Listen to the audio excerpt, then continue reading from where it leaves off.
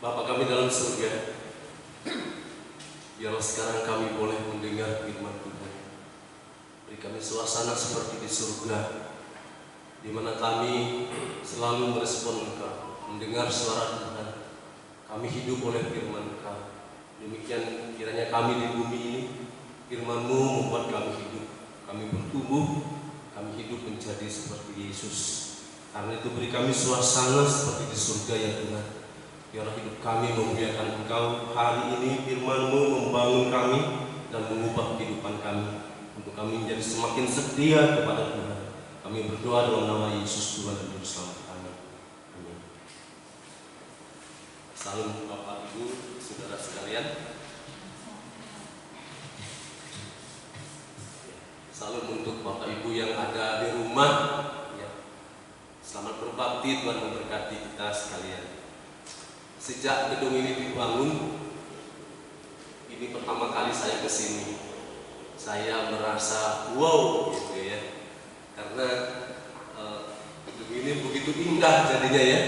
Ya, mungkin siapa saja datang ke sini baru pertama kali, mungkin akan berkata wow, sangat berbeda. Ini luar biasa. Bapak Ibu, Gereja Baptis Mekarsari ini luar biasa ya. Semangat untuk mengabdi kepada Tuhan, selalu ingin mencapai yang lebih baik. Itu sesuatu yang luar biasa.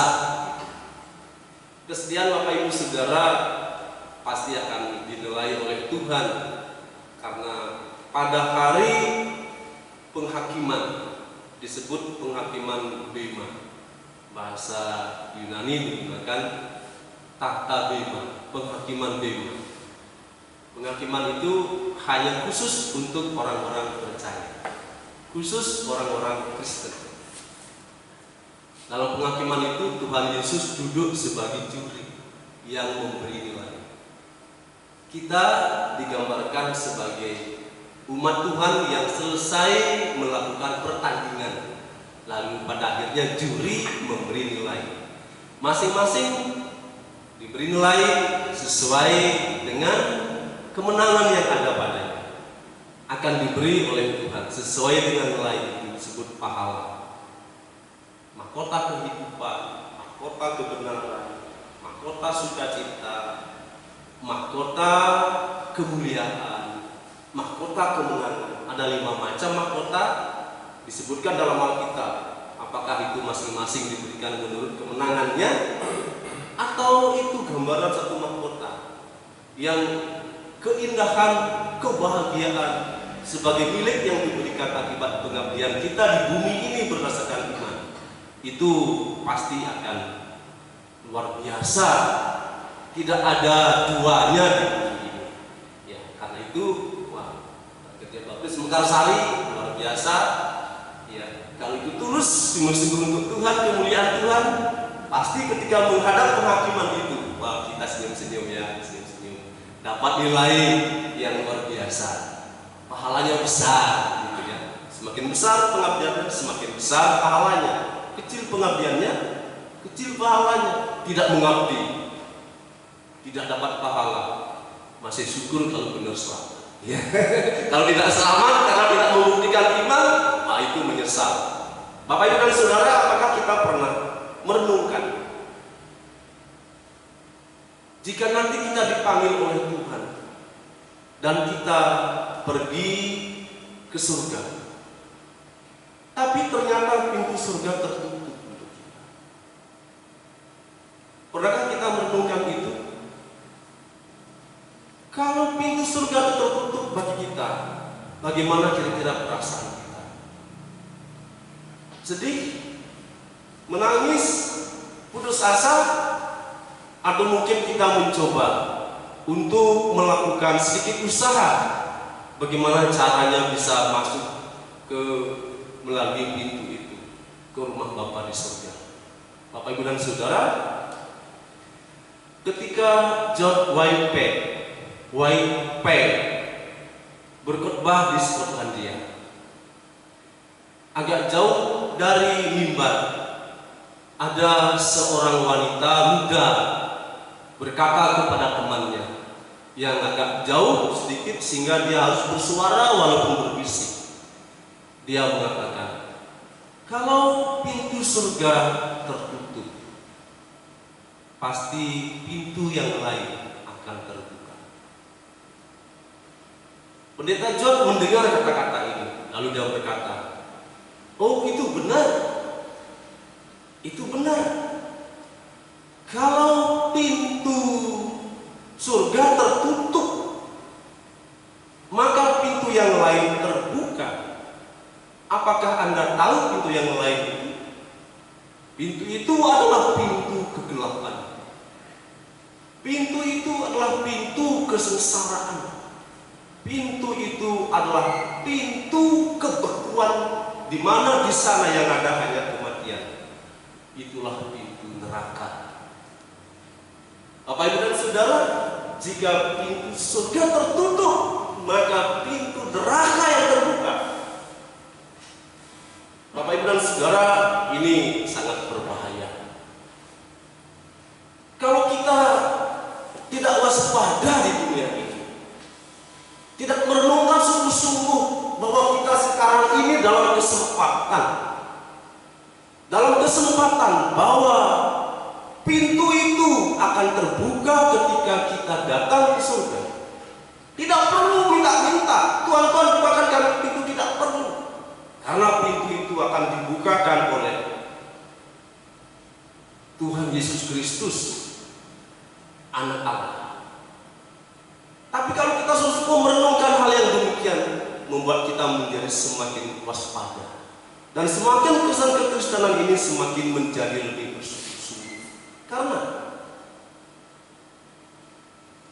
disebutkan dalam Alkitab, pada hari akhir, menurut Matius 7 ayat 21, 22, 23, ayat itu mengatakan, tidak semua orang yang menyebut nama Tuhan, Tuhan akan masuk surga. Disebutkan akan banyak orang mengetuk pintu, Tuhan, Tuhan bukakanlah kami pintu. Tapi pintu itu tertutup dan dari dalam terdengar suara,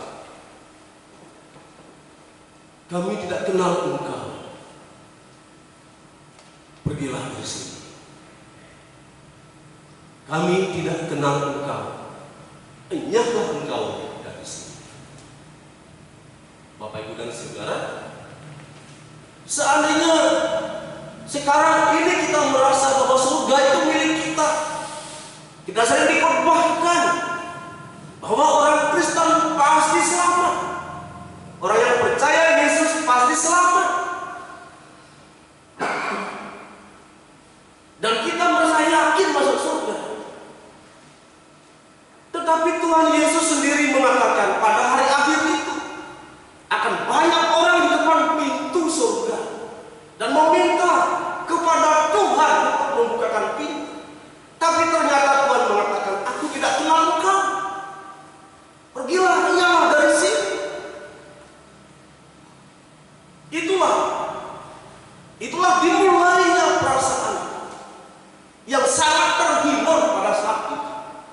Itulah perasaan yang paling menyakitkan. Kehancuran, penderitaan, keputusasaan terjadi pada saat penolakan terjadi.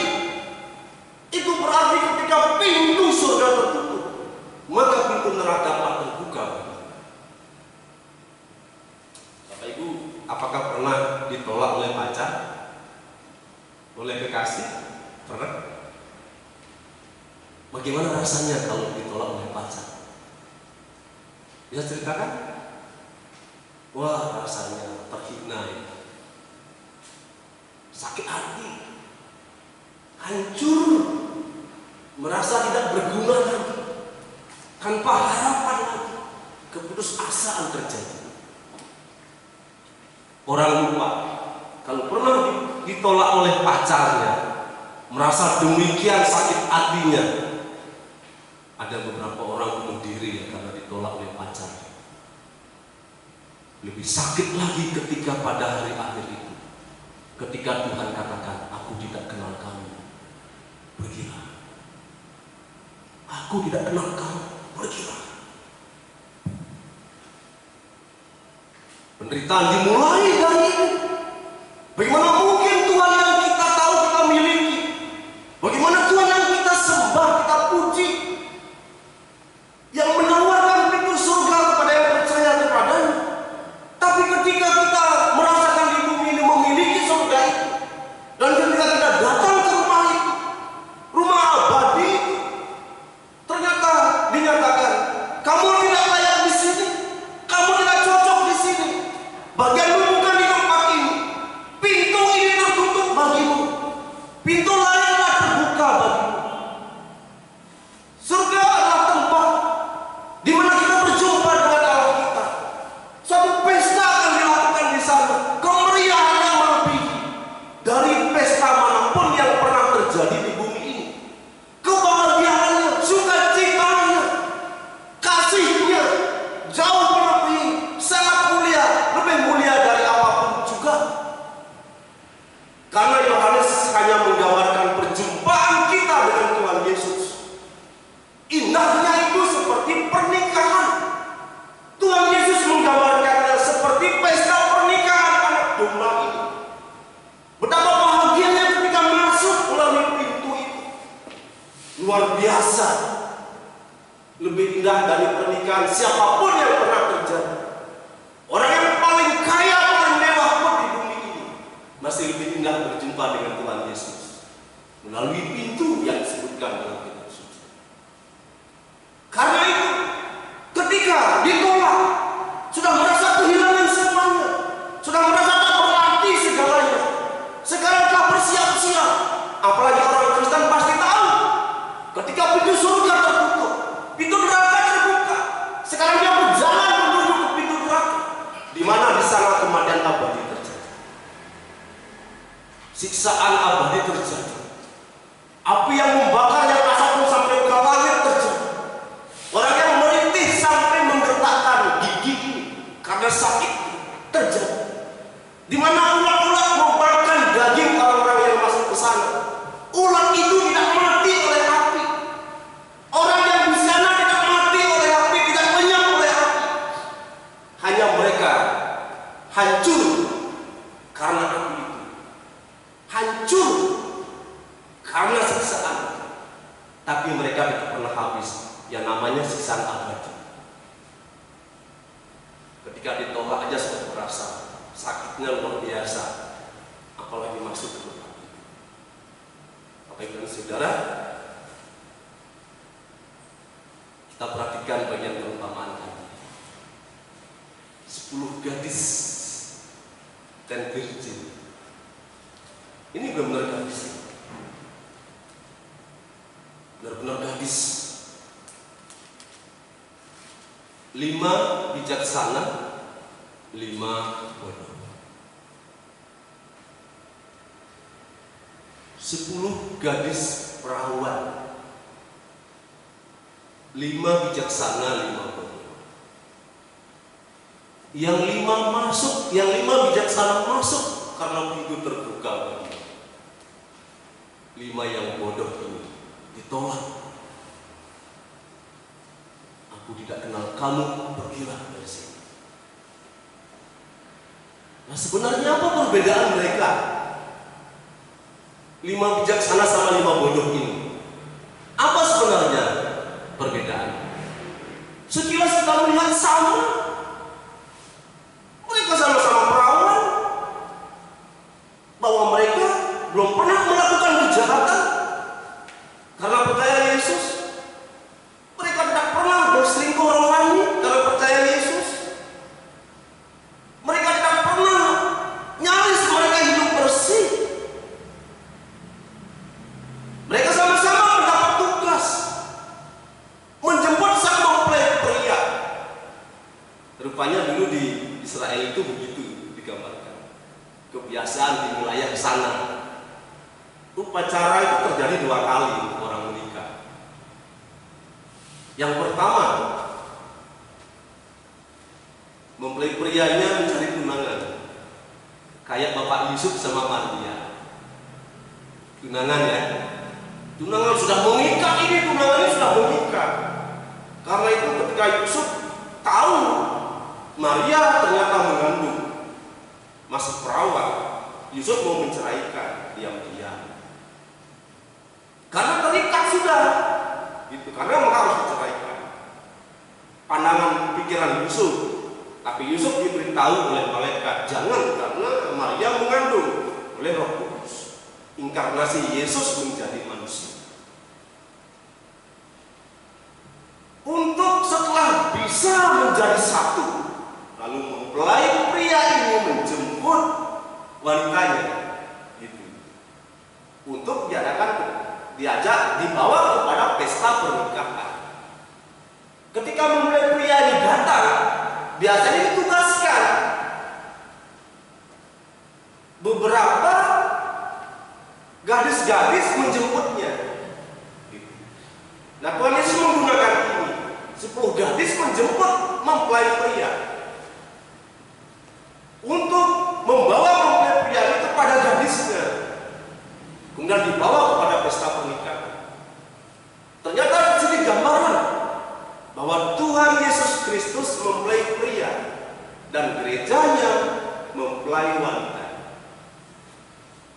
Oleh karena itu, bahwa sebenarnya 10 gadis inilah yang dipersiapkan untuk berjumpa dengan Yesus.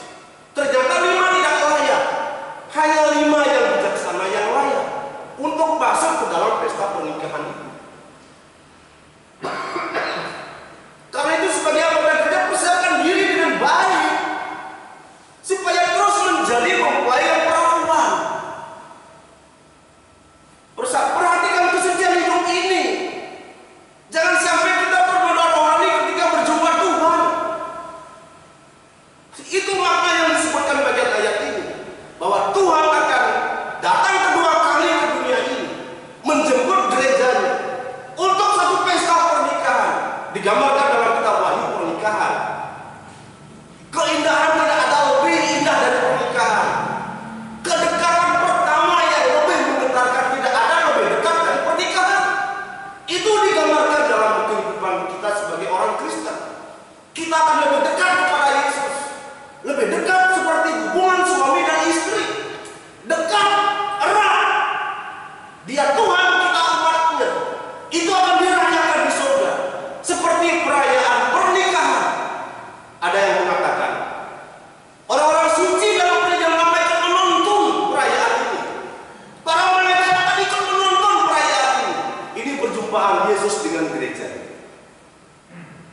Seorang penginjil mengatakan, bagaimanapun juga gereja Tuhan sekarang banyak dosanya, tidak layak menjadi mempelai wanita. Tapi katakan di sini bahwa kita layak. Amin, Bapak Saudara. Karena kita sedang mempertahankan diri untuk tetap kudus, tetap menjadi perawan secara rohani, sehingga kita akan menjemput Tuhan ketika Ia datang kedua kali kedua. Nah, Bapak Ibu dan Saudara, 10 gadis ini sama, menggunakan pakaian yang sama,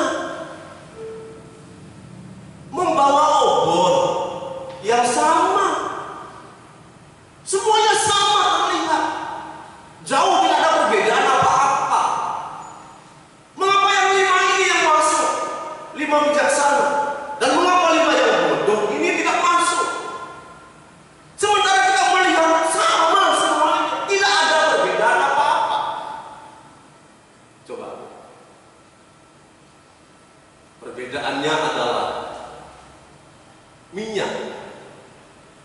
Yang bijaksana membawa cadangan minyak.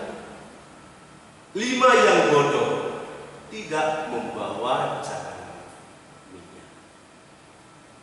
Yang bodoh ini bukan munafik, bukan. Yang bodoh ini juga bukan orang asing, sama-sama Kristen dari Tuhan. Kebodohannya hanya itu. Kok tidak membawa minyak cadangan begitu? Apakah dia mengandalkan dan meminta dari orang lain? Nggak bisa. Ternyata minyak tidak bisa dibagi, minyak mereka nggak bisa dibagi.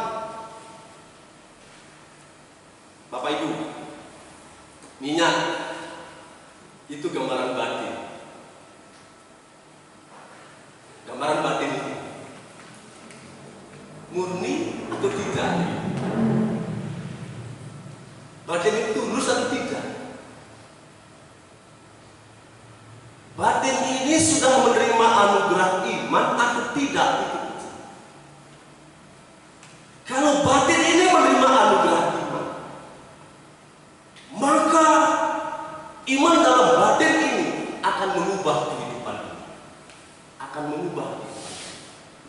Sehingga nampak di luar menjadi sangat indah, di luar menjadi mulia. Sebagaimana Tuhan katakan dalam Yohanes 17, 21, 22, 23. Aku sudah memberikan kemuliaanku kepada mereka, supaya mereka dapat menjadi satu. Ketika orang-orang gereja itu memiliki kemuliaan Tuhan Yesus, maka mereka menjadi satu. Ketika di antaranya tidak memiliki kemuliaan ini, maka gereja terpecah. Ya. Gereja terpecah. Nah sekarang ini, kalau seorang sudah menerima anugerah iman dari Yesus, maka iman itu akan mengubah hidupnya. Cara bicaranya, caranya memandang, caranya berbuat, kasihnya, itu akan terlihat, akan mengalami perubahan, pelan-pelan akan menjadi seperti Yesus. Tuhan kita melihat tidak hanya di luarnya saja, tapi di luar yang berasal dari dalam. Itu yang dilihat oleh Yesus. Banyak orang Kristen akan melihat dari luarnya saja, sama dengan 10 perawan ini. Ternyata yang 5, mereka terlihat sama, tapi hanya yang 5. Apa yang terlihat dari luarnya berasal dari dalam. Dia telah menerima sungguh-sungguh anugerah iman di dalam Yesus Kristus. 5 yang bodoh ini mengapa? Mengapa dia tidak punya minyak? Rupanya 5 yang bodoh ini adalah orang Kristen yang beradaptasi dengan kebaikan, bukan karena iman kepada Yesus. Sehingga terlihat sama, tapi hanya Tuhan melihat hati. Dilihat dari luar sama, tapi Tuhan melihat apa yang terjadi di dalam. Karena itu banyak orang Kristen seperti Mawar ini. Banyak orang Kristen seperti Mawar ini. Indahnya sama, bagusnya sama, terlihat mirip seperti yang asli.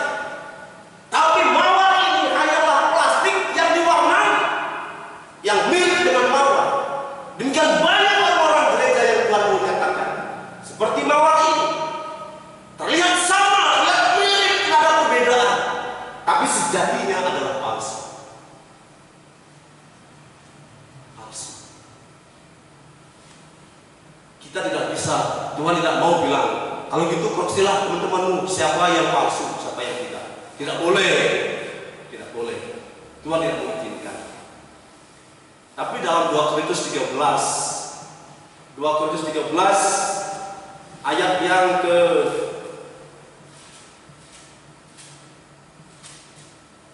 ke-5, sebagai akhir dari tulisan Rasul Paulus. 2 Korintus 13 ayat yang ke-5, ayat itu mengatakan demikian: ujilah dirimu sendiri, apakah kamu tetap tegak di dalam iman.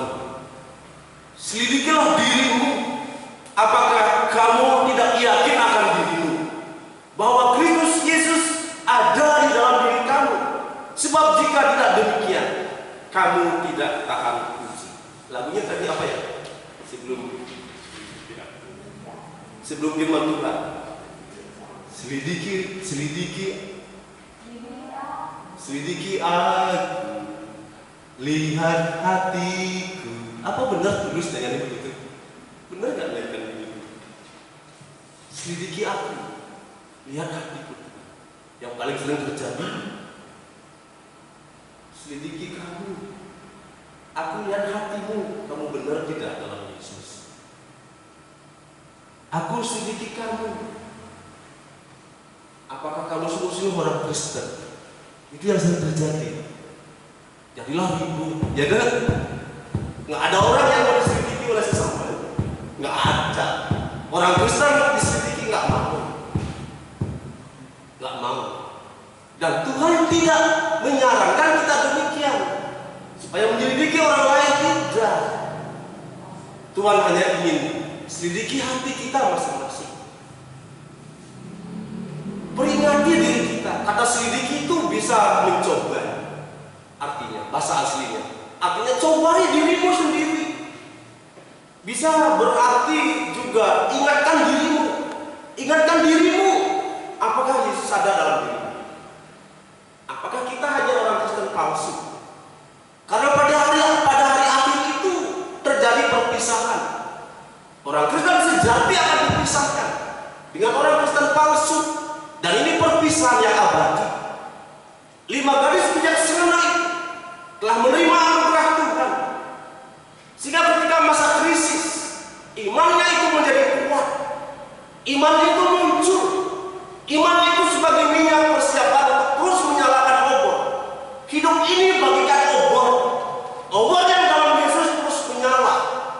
Tetapi ujian akhirnya nanti adalah ketika krisis besar terjadi, yaitu ketika berjumpa dengan Tuhan. Satu krisis besar terjadi. Hanya orang yang beriman sungguh-sungguh kepada Yesus, mereka yang akan masuk melalui pintu terbuka, dan mereka yang palsu akan dibedakan. Mereka akan masuk melalui pintu lain, pintu neraka. Bapak Ibu dan Saudara, kalau kita melihat tadi dalam Matius 25, bagian ayat yang ke-10, coba kita lihat. Akan tetapi waktu mereka sedang pergi membelinya, datanglah mempelai itu, dan mereka yang telah siap sedia masuk bersama-sama dengan dia ke ruang perjamuan Tuhan. Lalu pintu ditutup.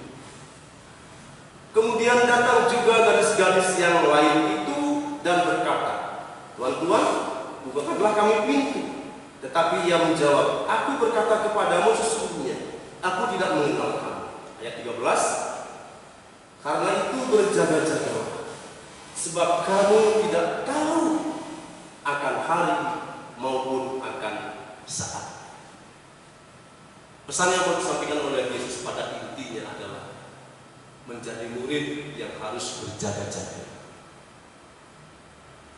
Bisa diterjemahkan dengan kata lain, waspada. Waspada dalam semua situasi. Jangan sampai tertidur. Karena dalam kitab Roma dijelaskan, ini bukan saat waktu yang tertidur. Ini waktu sudah menjelang pagi. Karena itu jangan tidur. Orang tidur waktu malam. Tapi ini menjelang pagi juga harus bangun. Jangan tertidur. Bapak Ibu dan Saudara, luar biasanya dalam perumpamaan ini. Ternyata mempelai itu menunda kedatangannya. Akhirnya menunggu cukup lama. Tetapi tiba-tiba ada pengumuman. Mempelai datang, mempelai datang. Sambutlah mempelai ini. Bapak Ibu dan Saudara, mempelai datang, sambutlah dia. Ada penundaan waktu untuk datang. 10 gadis ini menunggu dengan cukup lama. Lelah lalu tertidur. Semuanya tertidur, yang bijaksana tertidur, yang bodoh juga tertidur. Inilah waktu yang harusnya dipergunakan oleh yang bodoh ini untuk mengisi minyaknya. Bukan waktu Yesus datang. Kalau waktu Yesus datang sudah terlambat. Karena itu waspadalah, jangan sia-siakan waktu sekarang ini. Saya kalau berdoa pada orang sakit itu kadang-kadang nyeleneh. Nenek malas ke gereja. Kalau ke gereja keliling-keliling. Gereja A, B, C itu hafal pendetanya. Kalau nikahkan anak itu para pendeta ini datang. Kalau saya nggak datang. Sudah banyak pendeta datang. Orang baptis mengundangnya banyak pendeta lain. Gitu. Suatu saat sakit jantung, hampir meninggal. Anaknya telepon saya, Pak Gede, Bapak suruh datang mendoakan ibu. Saya jawab apa? Aduh mas, sudah malam, jalannya harus lewat hutan. Kalau kami kunjungan ke sana pulang malam tuh kadang babi lewat di depan karena hutan ya, hutan. Waktu di Bengkulu dulu. Ya. Doakan aja mas, dalam nama Yesus bisa, nggak harus pendeta. Besoknya telepon lagi, Pak suruh datang sama ibu. Bapak, ibu ini sudah sakitnya parah. Udah berdoa saja. Bisa sama doa pendeta sama jemaat. 3 hari kemudian saya datang. Saya datang sendiri karena istri sedang sin di gereja. Ketika saya datang, dia terkapar di tempat itu. Pendeta, doakan saya siap masuk surga. Wajahnya sudah pucat, kurus. Katanya kalau sakit jantung wajahnya sudah berubah, itu cepat meninggal. Benar ini. Cepat meninggal. Kalau wajahnya sudah berubah, orang sakit jantung cepat meninggal. Katanya begitu. Ibu ini begitu, wajahnya sudah lonjong begitu, lemes. Pendeta doakan saya siap masuk surga. Saya jawab, saya diam dulu. Ngomong apa sama ibu ini supaya dia bertobat gitu. Saya jawab, enak aja ibu mau masuk surga. Memangnya pintu surga terbuka begitu? Kaget ya? Kaget. Wah, mati sekarang ini saya pikir. Ibu itu tidak setia kepada Tuhan kok mau masuk surga. Memangnya dikasih. Kalau ke gereja keliling-keliling tidak nampak setia. Kalau setia ke satu gereja itu setia namanya. Terus menerus. Datang suaminya.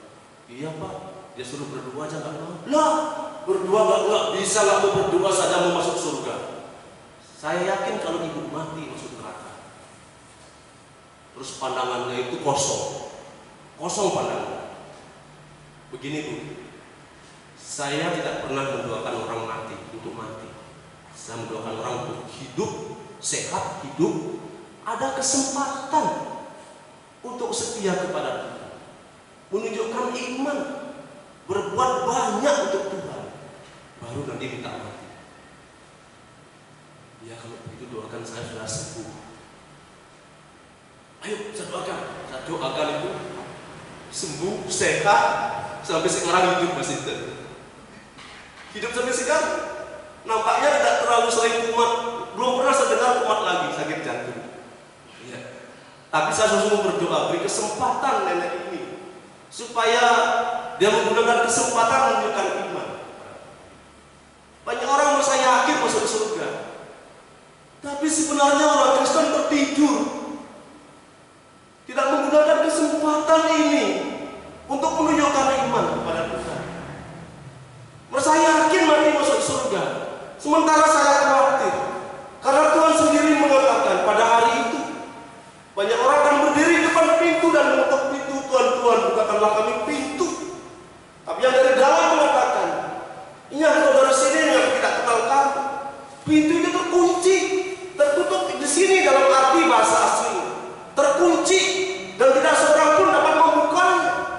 Lah kalau bisa dibuka ya, kalau buka sendiri nanti masuk. Gitu. Tapi Tuhan menutup dan tidak seorang pun dapat membukanya dan terkunci dalam bahasa asli. Itu berarti terkunci. Waspadalah, kata firman Tuhan. Berjaga-jagalah. Jangan buang-buang waktu ini. Persiapkan diri. Lah di Boyolali, seorang pendeta yang kami kenal di sana. Kami berdiskusi, bercakap tentang gereja, tentang COVID ini. Beliau mengatakan, wah Pak Gede, di pos I saya itu sekarang jadi ramai orang ke gereja. Kenapa rame Pak? Ada takut mati. Kalau dulu pos itu kehadiran 10-15 orang saja. Sekarang sampai 30, bahkan sampai 40 hari. Takut mati. Renungkanlah, kita bisa mati kapan saja. Karena itu, sebelum kita mati, gunakan kesempatan ini. Jangan terlambat, karena tidak ada kesempatan yang lain di sana nanti. Kecuali kita masuk ke pintu yang lain, pintu sengsara, neraka. Gunakan sekarang ini kesempatan ini. Inilah kesempatan. Siapa tahu COVID ini memang suatu peringatan bagi kita. Apapun yang terjadi, siapapun yang membuatnya kita tidak tahu. Saya yakin ini bukan kehendak Tuhan membuat COVID ini. Tapi kita bisa jadikan satu makna. Dengan COVID ini kita bisa mati kapan saja. Dr. Arnold, teman yang baik, banyak menolong orang seperti dokter kandungan. Kemarin sore telah meninggal karena COVID. Siapa saja dia dokter atau bukan, dia orang kaya atau orang miskin, dia orang berkelas atau tidak berkelas, bisa meninggal karena COVID ini. Ini jadikan satu peringatan kewaspadaan bagi kita. Sebelum kita menghadap kepada pintu surga ini, apakah kita sudah memanfaatkan hari ini sebagai hari di mana kita setia kepada Tuhan dengan iman telah menerima? Bapak Ibu, waspada, berjaga-jaga, ini sebagai tanda kita menguji. Uji dirimu. Apakah Kristus ada di dalam hatimu? Uji diri. Orang bisa beradaptasi kepada kebaikan. Tetangga saya sangat baik, non-Kristen, lebih baik dari orang Kristen yang pernah saya lihat. Keramahannya, kelembutannya, caranya bersosialisasi sebagai masyarakat sangat baik. Sementara banyak orang Kristen saya lihat garang, kasar, murka, amarah dan sebagainya. Apakah itu Kristus ada dalam diri kita ini? Sehingga dengan Kristus ada dalam diri kita ini ada perubahan nampak di luar. Ada keindahan hidup ini, ada kebenaran dalam hidup ini, ada pelayanan dan pengabdian, ada kasih kepada sesama. Mari kita merevisi diri kita sendiri. Apakah hanya nampak di luar, tapi di dalam sebenarnya tidak?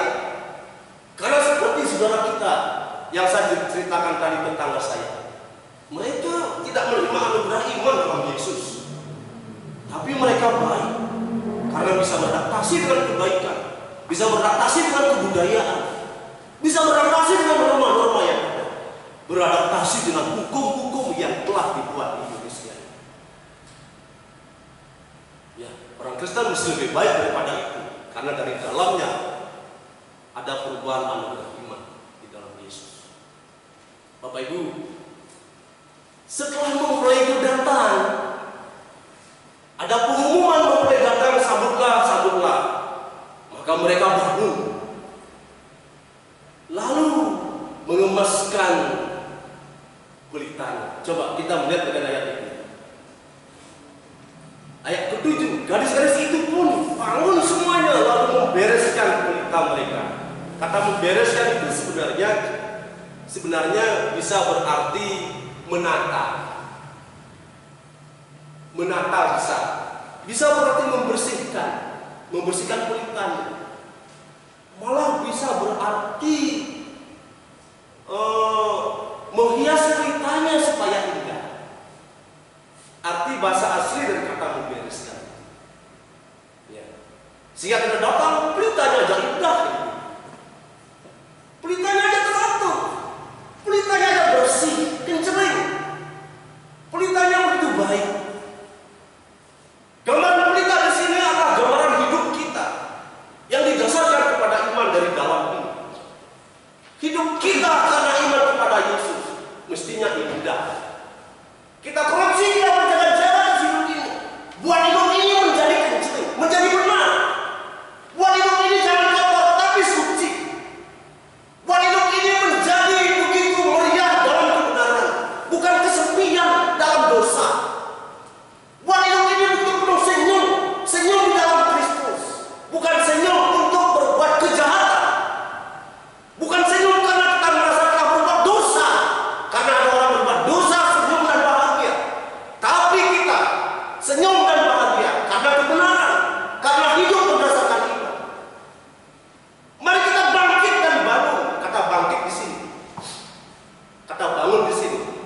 Ini mengartikan dari bahasa aslinya, bangkit dari kematian, seperti Yesus.